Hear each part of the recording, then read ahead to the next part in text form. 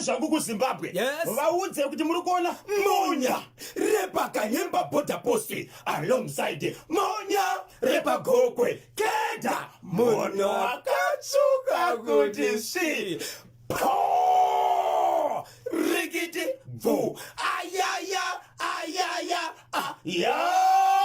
hapana chitindo panoda chitindo hapana chitindo Joshua hapana chitindo panoda chitindo hapana chitindo Joshua hapana chitindo panoda chitindo hapana chitindo Joshua po rikiti bvu chitatu chinotapira midweek party makabatireko muri yeZimbabwe. Icho kwadi muri yeZimbabwe regandire mashoko ndichiti nditendere mukati mekureba ndiri mukati mekutsutsura nekutaura zviri kuitika matima nawo senyika ino. Muri yeZimbabwe ndakapakata bhegi rinogara rakazara ndati nhovo yangu yakapakata iripo ndiripo regai ndifambe ndichiti muri yeZimbabwe ndine nyaya yepachitungisa yemwana ari form 3 akamwa poison mushonga wemakonzo ndokuenda kunoraramira muchipatara haana kufa asi mushure mezvakaitika pachikoro zvokuti akataura mashoko achiti ndange ndakapfeka hembe yange yakadambuka inoshevedzwa kuti skin tight vamwe vana vachibvotaka kutora mafotos nemavideos ndokuzoti achipinda muklasi kuseni akaona kanyorwa pabhodhi nezvimwe zvinyatsi mamwe mavhauga wedzi achipinda muklasi svikazi nevamwe munomuziva here uyu paakaona kudai so ndobvaona pane zita rake.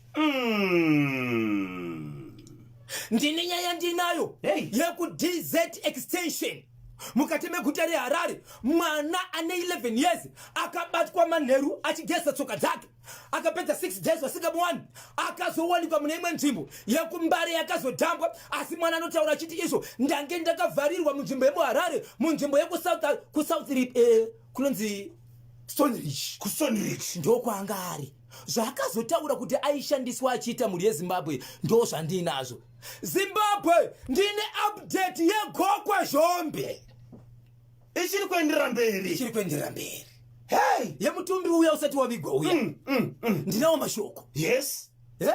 Baba Isabel vakakuti pane vakawanda izvozvo vanenge vachinzwa chirongwa vachingopfuura pavangosvika chete iNational FM Bozhongora vanenge vachizodaka nhamba dzenyu vachida kukupaika zvinenge zvichiitika kwavari ikoko pamwe chete nekutsvaga nhamba dzevabatsiri. Nhamba dzenyu dzinoti kudini? Icho kwadi muri yeZimbabwe vanenge vachida kundibata munondibata panhamba dzisina chipomero nhamba dzisinganyadzise. Iyi nhamba dzinoshevedzwa nokuti 0771 545 025 0771 545 025 0736 26 35 36 0736 26 35 36. Asi munofona muri yeZimbabwe musabipa panhamba iyi hapana chatinotaura. 27 minutes past 10.